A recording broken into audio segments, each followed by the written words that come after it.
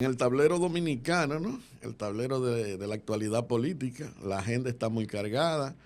Uno de las informaciones que más han tenido, han tenido espacio para el debate en los diferentes medios de comunicación, tanto en los periódicos, tanto como en lo que es la televisión y los medios digitales, ha sido el retiro, el retiro anunciado por el señor presidente de la República, Luis Abinader, de la del proyecto de modernización fiscal que fue llevado al Congreso, y esto realmente ha suscitado un mar de opiniones.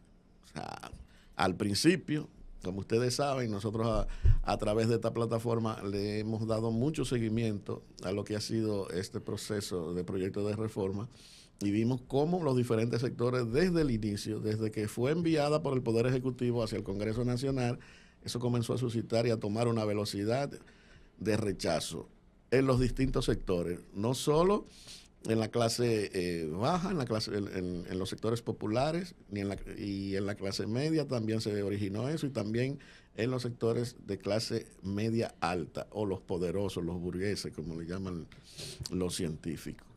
Entonces, al ver ahora el resultado de esto, durante la pasada semana, eso tomó una velocidad inusitada, y el presidente de la República tuvo, tuvo que anunciar al país de que a partir de las 7 de la noche de sábado dirigiría un mensaje. Y ese mensaje nosotros lo hemos conocido, y es anunciando el retiro del proyecto de modernización fiscal. Esto se ha visto, Nicolás, como que le doblaron el pulso al gobierno. Pero y lo dijimos nosotros aquí en la plataforma, nosotros lo dijimos, o sea, lo que se vio fue que los que trabajaron ese proyecto de modernización fiscal no hicieron la socialización adecuada. Y fíjense que en la mayoría de los temas, esos sectores que se veían que iban a ser afectados, inmediatamente comenzaron a pronunciarse. Entonces, eso evidenciaba obviamente de que no hubo una consulta previa. No la hubo la consulta previa, y eso generó ese rechazo prácticamente unánime. Y es penoso, es penoso. Yo con esto, honestamente, yo ni valoro ni felicito al señor presidente porque haya escuchado la voz del pueblo, ni porque ciertamente se puso en sintonía con el deseo de la mayoría, no. Porque hay muchísimas cosas que ciertamente tienen que ser ajustadas en términos impositivos, en términos tributarios. Hay muchas cosas que el gobierno ciertamente puede viabilizar. Me extrañó que en su presentación de la semanal del día lunes en Palacio Nacional, frente a los medios de comunicación, que siempre interactúa con él los lunes ahí, con el señor presidente, él dijera que el gobierno no tiene ningún tipo de plan, que no tiene ningún tipo de plan. Entonces yo digo, no puede ser así, o sea, no debe ser así. Yo no soy quien para yo trazarle pauta al señor presidente, pero como ciudadano yo digo, pero si lo que tiene que conducir el Estado nos están diciendo que no tiene plan, entonces ¿cómo va a ser que todo suba por su cuenta? O que cada uno de los sectores que se manejan en el sector industrial, en el comercial, comience a hacer lo que le venga en gana. No, tiene que haber una dirección, y esa dirección debe de emanar justamente del Poder Ejecutivo y de las personas o el presidente que nos gobiernan. Entonces, cuando yo escuché eso, yo lo que me sentí fue mal, y yo dije, no, yo fui de lo que dije que esa reforma, tal cual se había presentado, había que revisar algunas cosas. Y habían algunos sectores que estaban procurando que no se le afectara, y que yo digo que cumplieron cometido. Y lo sostengo, como por ejemplo el sector cine, esas exenciones al cine, al turismo también, al transporte. O sea, hay una serie de sectores que se pueden revisar, y que el gobierno, el Estado dominicano, puede recaudar muchísimo dinero por ahí. Entonces no puede venir ahora el gobierno a decir, no, ya yo no tengo planes. O sea, al parecer fue tan fuerte el corrientazo, fue tan fuerte la reacción que recibió el gobierno de la población, que se ha asustado y probablemente haya dicho eso. Pero un presidente de la República tiene que entender que para gobernar muchas veces tiene que ver ese tipo de reacción. O sea, no se puede ahora echar para atrás y decir, no, yo no tengo nada que... No, usted es el que no gobierna, usted es el que no dirige. Usted es el que tiene que trazar la pauta hacia dónde vamos. Reunirse con todos los sectores, bueno, viabilizar. Aquí están diseñadas las matrices de cómo hacer ese tipo de cosas. Porque eso no se viene haciendo de 10 años para acá ni de 5 años para acá. Eso se viene haciendo desde hace más de 30 años. Entonces hay que seguir buscando, hay que seguir escarbando hasta consensuar un plan y que se ponga en marcha o se presente cuando ya esté todo por lo menos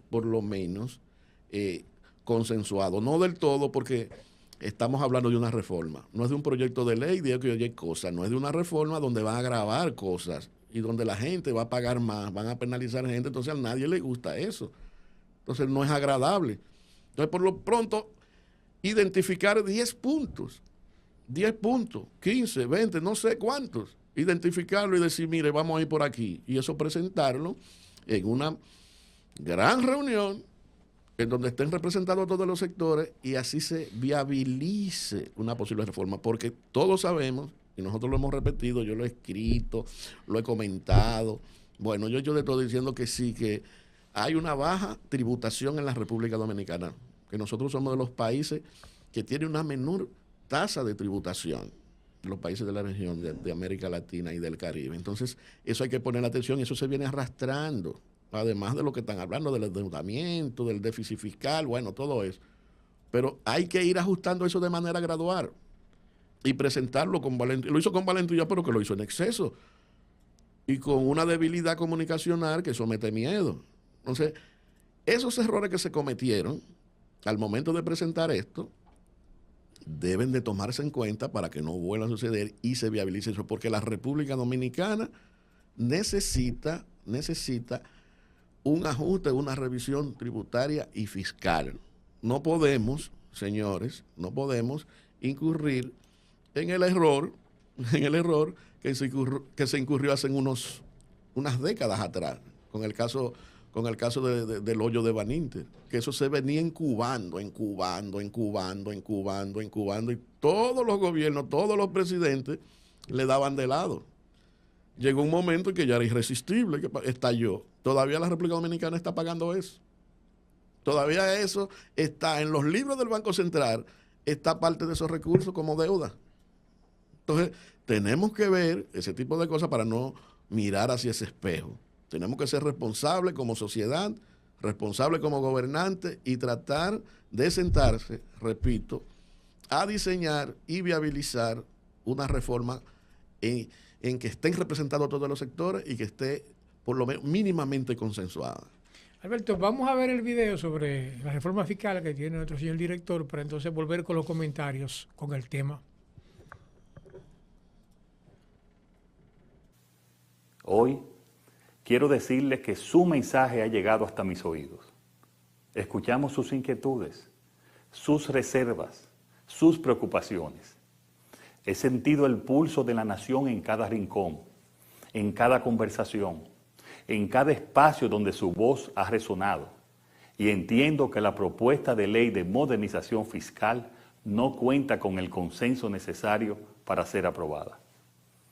Como presidente siempre he sido fiel al principio de que en una democracia se puede conseguir todo con el pueblo, pero nada contra el pueblo. Estoy procediendo entonces a solicitar el retiro inmediato del proyecto de ley de modernización fiscal de la agenda del Congreso Nacional.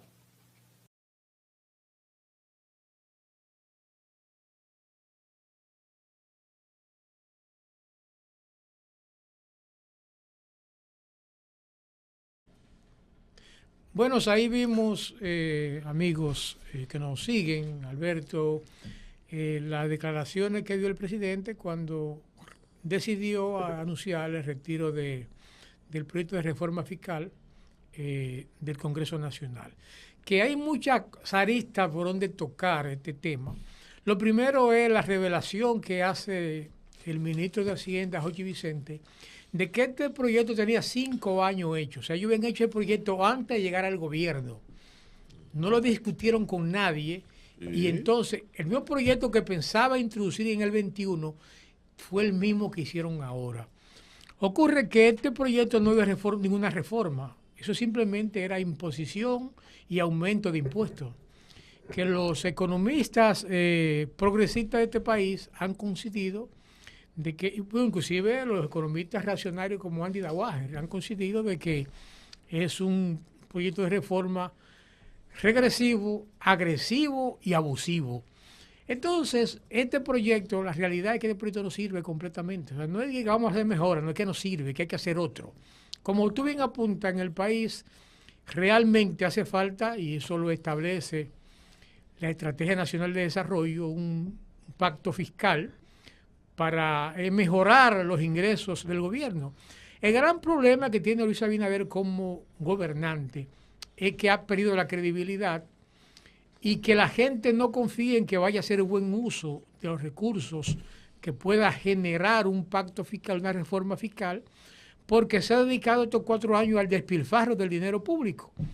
Entonces, lo primero que tenía que hacer Abinader, justamente, era empezar a tomar medidas de austeridad, mejorar el gasto, convencer al país, sobre todo a clase media alta, sectores productivos, de que el gobierno se iba a ajustar o se estaba ajustando, que es lo que él anunció el sábado pasado, que iba a comenzar a hacer ajustes. Bueno, eso es lo primero que debió hacer, porque Abinader utilizó una gran cantidad de recursos del Estado, miles de millones de pesos para comprar las elecciones, para ganar las elecciones, y entonces el país, como es natural, ha quedado deteriorado económicamente después de estas elecciones. Entonces, los sectores productivos no confían en poner más dinero en manos de Luis Abinader porque temen, lógicamente, con toda sospecha legítima, de que el señor presidente va a seguir despilfarrando el dinero público. Y entonces, por eso lo primero que hay que hacer, hay que convencer de que él está haciendo los ajustes, que hizo los ajustes necesarios, para entonces convocar a un diálogo en el Consejo Económico y Social, que es la entidad acreditada para tal fin, de tal forma que se elabore un proyecto de reforma fiscal. Bueno, uno se ríe que dijeron, le pusieron de que hasta modernización. Yo no sé yo no sé qué es lo que moderniza eso. Un término bien bonito que pusieron. Yo no sé qué es lo que moderniza. O sea, yo pienso que es una manera hasta de burlarse del pueblo dominicano. Entonces debe convocar a un gran diálogo para hacer la reforma necesaria y posible sin que los sectores más desposeídos de la sociedad sean los grandes perjudicados, porque en esta reforma el 61% de los ingresos iban a salir de la costilla de los pobres, y lo lógico es que el que más tenga sea el que más pague. Por ejemplo, en el caso de los vehículos, que yo no sé, como que se nubilan. El que tiene un carro, un Toyota Corolla, que le cuesta $1 millón del 2017, va a pagar, ¿se acuerda ese proyecto? La misma placa, el mismo monto de placa va a pagar que el que tiene un McLaren, un Lamborghini, por ejemplo, del mismo año. Porque el vehículo no paga por el precio, sino por el año. ¿Y cómo que un vehículo que te cuesta 10 millones de pesos, 15 millones, 12 millones de pesos, te va a pagar igual que un vehículo que cuesta $1 millón de pesos? Eso es irracional. O sea, los vehículos deben pagar en una reforma fiscal de acuerdo al costo de tal manera que el que puede darse el lujo de comprar un vehículo de alta gama también tenga que pagar un buen dinero por esto. O sea, de manera que hace falta, y lo ha dicho Miguel Guerrero, por ejemplo, y varios economistas, hace falta una reforma fiscal en el país. Sí, claro, pero no la reforma fiscal que el gobierno de Abinader sometió. O sea, una reforma errada, porque lastima, lacera, saca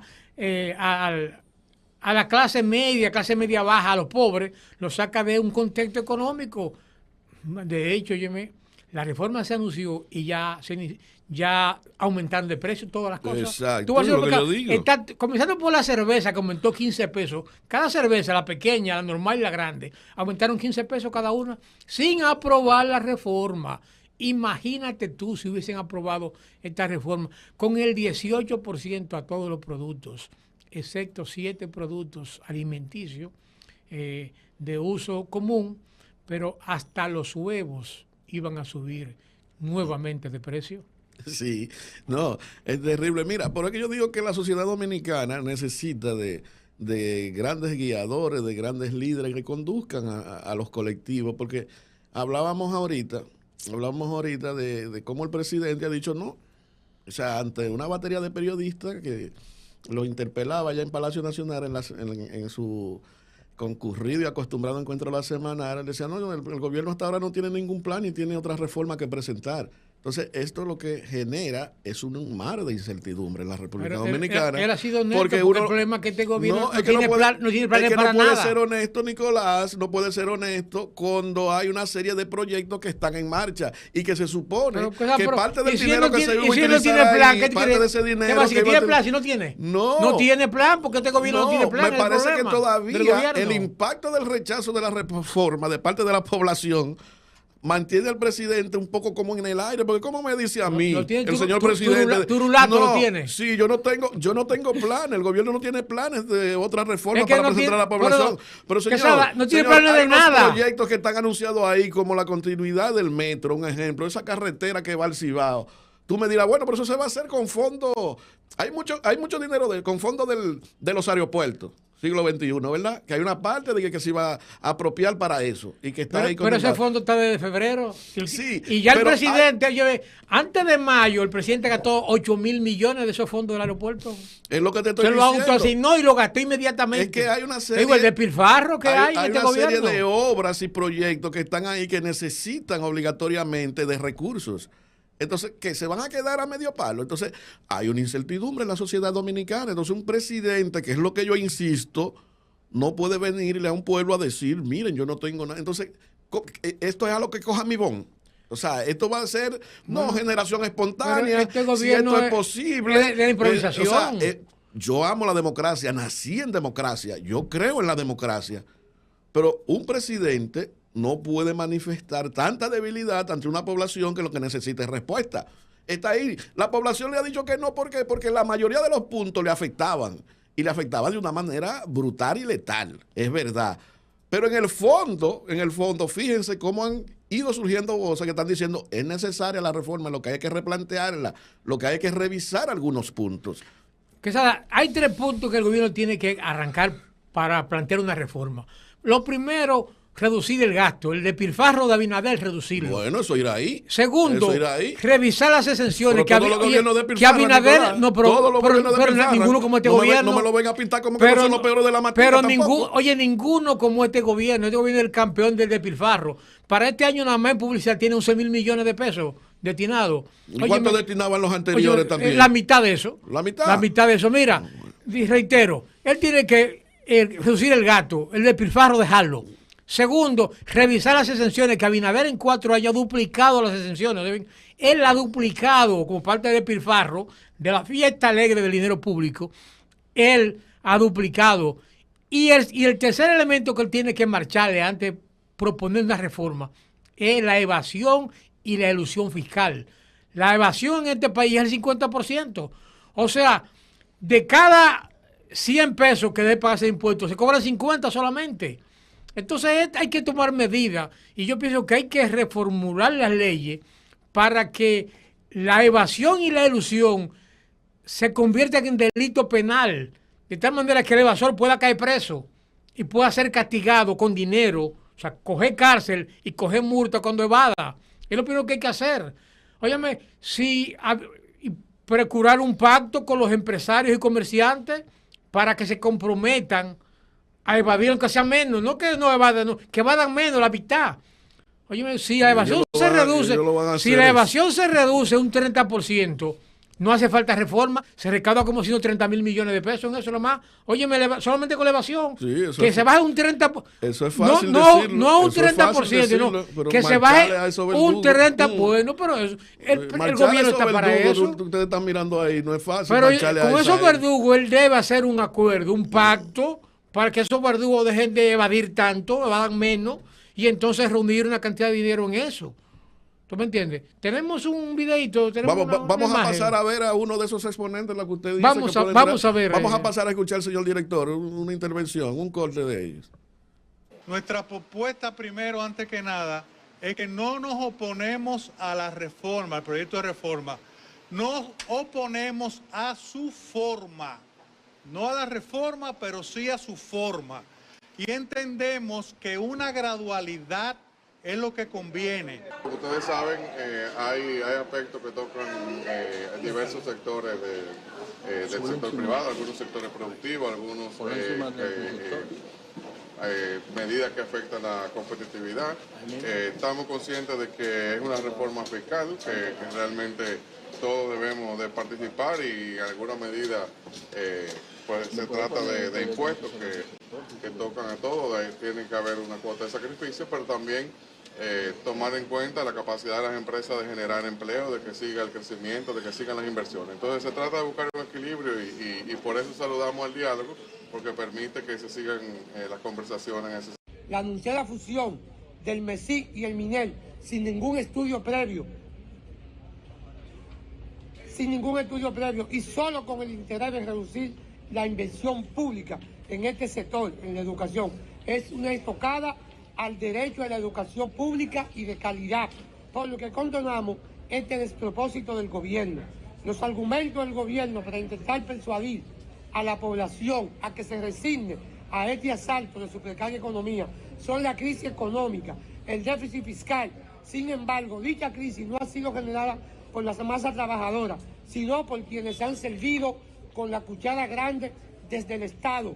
Nicolás, viste dos exponentes, dos íconos del empresariado dominicano hablando. Dos empresarios que han confirmado lo que hemos dicho aquí, que no se oponen a la reforma fiscal, lo que se oponen es a esa reforma fiscal. Mira, a mí... Eso dice un empresario que Brache, que hay que procurar no afectar la competitividad, con razón. O sea, tú tienes que hacer Nicolás, con no le haga el juego a esa gente. Esa gente sabe perfectamente dónde que el gobierno puede buscar eso. No le haga el juego a ese empresariado. Pero no es juego. Porque ellos saben perfectamente. Hay que procurar sacar... Ellos son tomando a uno de payaso. El dinero empresario, como un payaso haciéndole a pero uno no se puede. Ellos saben perfectamente dónde puede el gobierno conseguir el dinero. Pero tiene que discutirlo con ellos, porque no discutió con ellos nada. Tiene que discutirlo. A ver, ¿dónde sacamos el dinero sin afectar la competitividad? Eso fue lo que se asustaron también, porque eso sí son los que tienen que perder. Vimos también al colega y buen amigo Efraín Javier, periodista. Sí, amigo de nosotros. Que es el presidente de la Federación de Profesores de la UAS. Y también los profesores de la UAS se manifestaron en contrario a esta reforma, que reitero, no es a una reforma fiscal que se ha opuesto a la gente, es a esa reforma fiscal de Abinader, sin discutirla con nadie, sin consensuarla con nadie, que lo lógico es que el gobierno se reúna con todos los sectores, sobre todo lo que van a pagar. Se reúna con la gente de cine, tiene que estar con los productores de cine. Mire, tienen 10 años ya ustedes con estas exenciones. Tenemos que hacer un sacrificio. ¿Cómo lo vamos a hacer? ¿En qué vamos a reducir? ¿En qué porcentaje reducimos las exenciones? Juntarse con la zona franca. Igual, mire, ustedes tienen ya 40 años, 50 años con exenciones. Claro. Tenemos que hacer un sacrificio todo. Porque no que no lo Díganos, ¿qué nos pueden dar ustedes para háblale procurar de eso a ellos? No, pero ellos están dispuestos al diálogo, pero no lo llamaron. No lo llamaron a dialogar. Eso es manejo de opinión pública. Eso es manejo de opinión pública. Ellos saben perfectamente qué es lo que hay que hacer y dónde tienen que ceder. Pero si no le preguntan, queda bien diciendo nosotros estamos dispuestos a conversar con el gobierno. Es que pero si no quiere el gobierno, exactamente, no ha convocado a nadie a conversar el gobierno, que es lo que debe hacer precisamente. No. Es conversar con todo el mundo y ver cómo le da un pelliquito a todo el mundo sin que afecte sensiblemente a la economía general y la competitividad y la creación de empleo, porque si el país no sigue creciendo económicamente, si la competitividad se altera, si los empleos se reducen, entonces el país se va a atrasar. Entonces, tiene que haber una reforma que sea progresiva, no regresiva, como la que planteó Abinader, de tal manera que en vez de lograr efectos positivos con esta reforma que planteó, iba a lograr efectos negativos. Se iba a recaudar menos porque lo que iba a hacer que iba a incentivar la evasión y la evasión iba a aumentar en vez de reducirse. De tal forma que lo importante es lograr una reforma que el país mantenga su ritmo de crecimiento y que se aumente las recaudaciones sin afectar la competitividad y la creación de empleos en el país. Sí, no, estamos de acuerdo, en eso estamos de acuerdo. Y yo siempre he estado de acuerdo y lo he planteado y en diferentes escenarios, pero hay mucho de simulación, hay mucho de actuación de parte de un sector del empresariado que aún sigue anquilosado. ¿Y en el gobierno no hay simulación? Sí, Sí, porque le hace el juego. Pero eso no solo lo vemos nosotros, eso no solo no lo vemos nosotros en esta actual gestión. Eso viene desde cuando el doctor Balaguer. El doctor Balaguer sí conocía ese empresariado. Que hay muchos de sus exponentes que son progresistas, que no solo piensan en rentismo, sino que piensan en el desarrollo del país, es verdad. Pero aquí hay una legión de empresarios de nueva generación que tienen una mentalidad más atrasada que sus padres. Óigame lo que le estoy diciendo. Entonces vienen ante la opinión pública a hacerse lo gracioso, a decir que nosotros estamos dispuestos a conversar con el gobierno. Nosotros entendemos que el diálogo ha sido un poco tibio. Que no han llamado al diálogo. Ellos saben dónde que hay que ir y dónde que ellos tienen que ceder para que esto no pasara. Mira cómo la calle se calentó. Se calentó la calle a un nivel que prácticamente... Pero hasta los informes que recibió el Estado Dominicano era de que ciertamente podrían haber cosas. Mira, cuando una clase alta como esa, que con esos cacerolazos se lanzó, oye, me fue una semana pisado, eso tomó una velocidad que yo dije, bueno, este fue el mismo sector que llevó a Abinader al poder en el 2020. Fue el mismo sector, fue la misma clase que sacó el PLD, esa misma, con esas cacerolas, con ese toque de caldero, con esos cacerolazos, fue que lo sacó. Y, óiganme, 2 meses después del segundo mandato le está diciendo, mire, no es posible eso. Que yo había vaticinado que iba a haber protesta aquí. Que le pongan atención, y eso es lo que yo pienso que pueden hacer, no de discurso, porque veo esos exponentes que son necesarios para el desarrollo del país, porque representan espacios que generan muchísimos empleos y generan muchísimas inversiones, y eso hace que el país progrese, pero tienen que entenderlo y, óyeme, aterrizar, esto no es de discurso, ni de simulación, ni de pose. Esto tiene que ser realidad, tanto para el gobierno, ¿verdad? El gobierno, y también para los empresarios. Tiene que ser así. El problema que sabe es que este es un gobierno, como dijo la empresaria, que no tiene planes, no hay planificación. Este gobierno improvisa el día a día y gobierna por tanteo. Lo primero que tiene que tener un gobierno son planes, y discutir esos planes con los sectores productivos y escucharlos, porque lo que genera la riqueza, lo que genera los empleos son los empresarios, son los comerciantes. Entonces hay que discutir con ellos las medidas que vamos a tomar. Balaguer, oye bien, hizo la reforma más efectiva de los últimos 100 años en el 92 y tuvo resultados muy favorables. Eso permitió que el país empezara, sobre todo a partir del 96, en el sendero del crecimiento, que por cierto, esa reforma que hizo Balaguer, los PRM del momento se opusieron a ella, porque ellos se oponen a todo. En la oposición ellos se oponen absolutamente a todo. Y esa reforma que hizo Balaguer fue el inicio, fue la plataforma para el crecimiento que el país está viviendo hoy, hasta el momento que todavía sigue creciendo debido a esa reforma. Y Balaguer no solamente no fue poner impuestos que hizo y subir impuestos, no. Balaguer bajó muchos impuestos y la reducción de impuestos incentivó el consumo, y eso provocó un derrame que hizo que aumentara las recaudaciones. Entonces, oye bien, la última reforma que hizo el PLD, la última creo que fue así, le aumentaron los impuestos a la bebida. ¿Y sabe qué ocurrió, Quesada? Que en vez de dispararse las recaudaciones, se cayeron por la bebida, porque la gente consumió menos bebida. Entonces no se trata de que la gente consuma menos, se trata de que la gente consuma más, porque si la gente consume más, el gobierno cobra más impuestos. Y con esta reforma de Abinader, lo que se iba a provocar una contrición, un contriñimiento del consumo, que ya de por sí existe, porque la canasta familiar se ha disparado en estos 4 años de 34,000 millones de pesos a 46,000 millones de pesos. O sea, ha aumentado en 12,000 pesos en este gobierno de Abinader. Entonces, fíjate que la gente compra menos porque tiene menos recursos. O sea, no, el poder adquisitivo no ha aumentado, se ha reducido.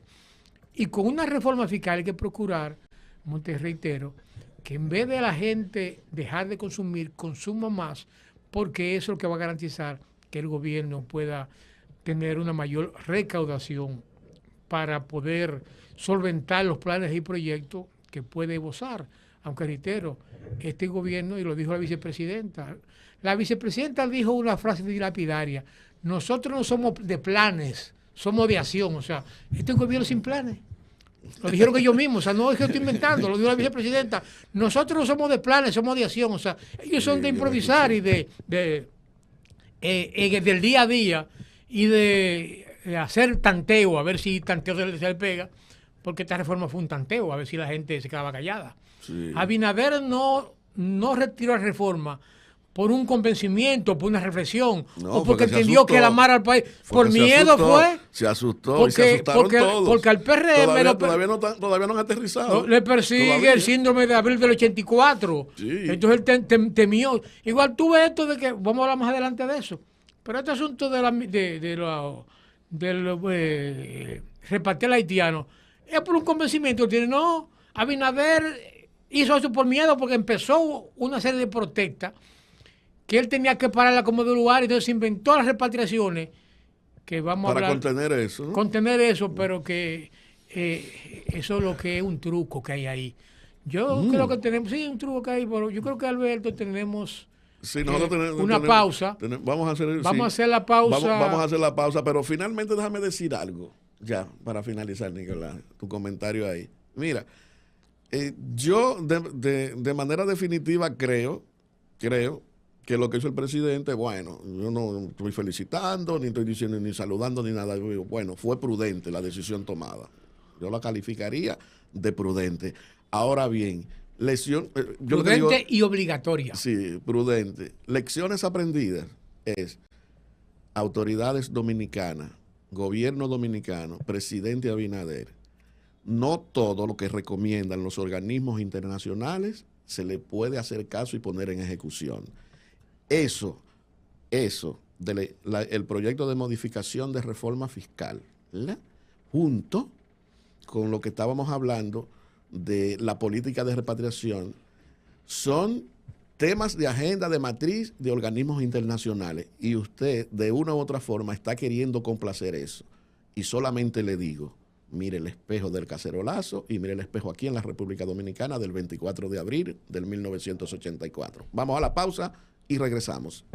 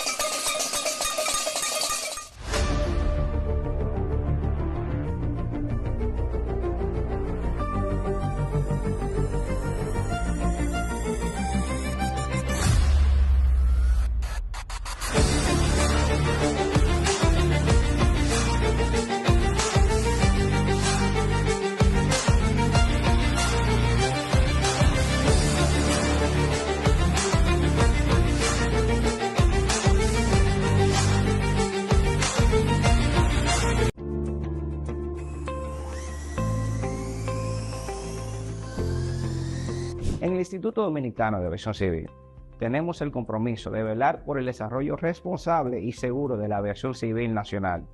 Por eso, trabajamos arduamente monitoreando las operaciones de las aeronaves pilotadas a distancia, también conocidas como drones. El Reglamento Aeronáutico Dominicano, RAD 48 en su sigla, sobre el registro y etiquetado de estas aeronaves establece que ninguna persona puede operar estos equipos sin estar debidamente registrados.